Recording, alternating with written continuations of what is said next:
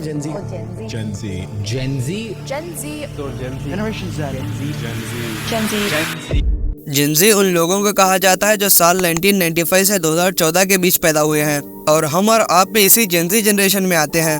पहले आप जिनजी कहते किसे हैं वो समझिए। पिछले 100 से 120 सालों में टोटल 7 जनरेशन्स आई हैं, जिसमें सबसे पहले आती है ग्रेटेस्ट जनरेशन 1901 से 1927 तक की। उसके बाद silent generation, baby boomers, generation X, generation Y जिन्हें मिलियनर्स भी कहा जाता है, और फिर आती है जनरेशन जेड जिसे जिनजी कहते हैं। और इन सारे जनरेशन्स में जो सबसे पहले की जनरेशन थी उन्होंने काफी ज्यादा मुश्किलों का सामना किया है। साल 1901 से 1927 तक 2 वर्ल्ड वॉर्स हुए और बहुत सारे कंट्रीज उस वक्त फ्रीडम के लिए मेहनत भी कर रहे थे। Civil right movement, extreme poverty उस टाइम पर एग्जिट करती थी। उन सब प्रॉब्लम्स के बाद भी हमारी पुरानी जनरेशन हमारे लिए एक अच्छी फाउंडेशन तैयार की, जिसका रिजल्ट है कि आज हमारे पास इतने सारे सोर्सेस हैं। आज से तकरीबन 24 साल पहले साल 2000 के आसपास इंटरनेट पर 361 मिलियन यूजर्स थे, लेकिन आज 24 साल बाद इंटरनेट पर 4.95 बिलियन यूजर्स हैं, जो कि उस टाइम के मुकाबले काफी ज्यादा बढ़ चुके हैं। इन 4.95 बिलियन में से 75% यूजर्स जेनजी है। एक डेटा के हिसाब से 97% ऑफ टीनेजर्स ने अपनी लाइफ में कोई ना कोई सोशल मीडिया ऐप यूज करा है।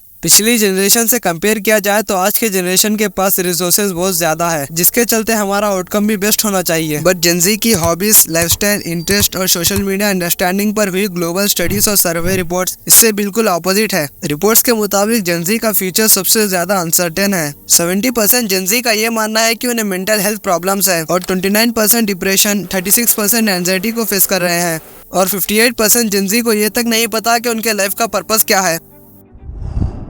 आज हमारी लाइफ में सबसे ज्यादा कोई चीज इन्फ्लुएंस करती है तो वो है सोशल मीडिया।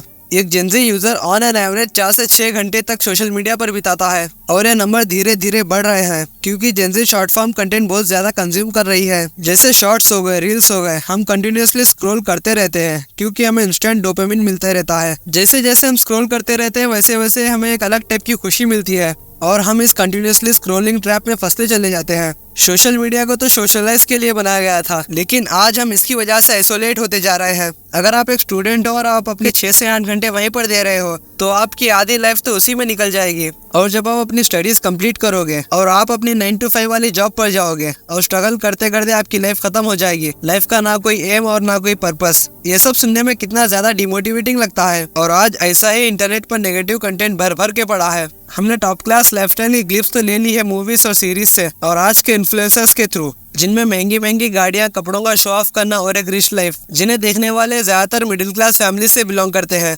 जो ड्रीम तो करते हैं उस लाइफस्टाइल का, लेकिन अभी वो उसे अफोर्ड नहीं कर पाते। यूथ को डिमोटिवेट करके उनसे पैसा कमाना आज के टाइम पे एक अच्छा धंधा बन चुका है। पिछले 2-3 सालों में इस तरह का कंटेंट काफी ज्यादा पॉपुलर हुआ है टीनेजर्स के बीच। Dream big, escape the matrix, college is scam, job is slavery और ये पार्ट ऑफ द प्लान है कुछ कंपनीज का आपसे पैसा कमाने के लिए। इस नेगेटिविटी के बेसिस पर वो आपको अपना कोर्स सेल करते हैं। ये लोग अपने कोर्सेज को ओवर हाइप करके बताते हैं ताकि आप बिना कुछ सोचे समझे खरीद लो। खरीदने से पहले आपका उस कोर्स से होप बढ़ जाता है, लेकिन जब आप उस कोर्स को खरीद कर देखते हैं तो वो आपके होप से बिल्कुल उलट निकलता है, क्योंकि हमारे ब्रेन में नेगेटिव रील से ये डाल दिया जाता है कि ओवरनाइट सक्सेस पॉसिबल है, लेकिन असलियत में सक्सेस के लिए टाइम और एफर्ट्स दोनों लगते हैं। मैंने और एक चीज नोटिस करी है, आज की जनरेशन अपने सर्किल में फिट बैठने के लिए वो हर चीज ट्राई करती है जिनसे उन्हें नुकसान पहुंचता हो, जैसे स्मोकिंग, ड्रिंकिंग, ड्रग्स, और वो उस पॉइंट तक चले जाते हैं जिन्हें छोड़ना इम्पॉसिबल हो जाता है। स्टडीज के अकॉर्डिंग डिप्रेशन, एंजाइटी और लोनलीनेस जैसे सिचुएशंस की वजह से इंसान एडिक्शन का शिकार हो जाता है।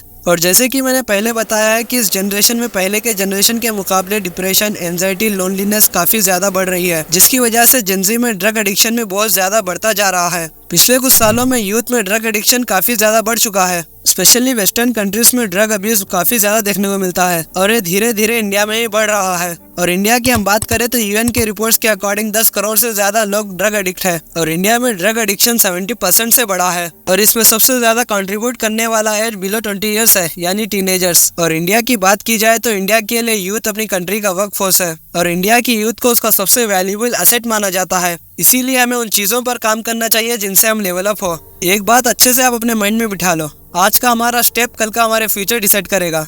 अगर स्टेप सही रहा तो फ्यूचर में भी सही रहेगा, अगर स्टेप गलत रहा तो फ्यूचर में कई सारे दिक्कतों का सामना करना पड़ सकता है। तो गाइस आज की वीडियो में बस इतना ही। मिलता हूँ मैं आपसे अगले वीडियो में, तब तक के लिए चैनल को सब्सक्राइब और वीडियो को लाइक कर देना।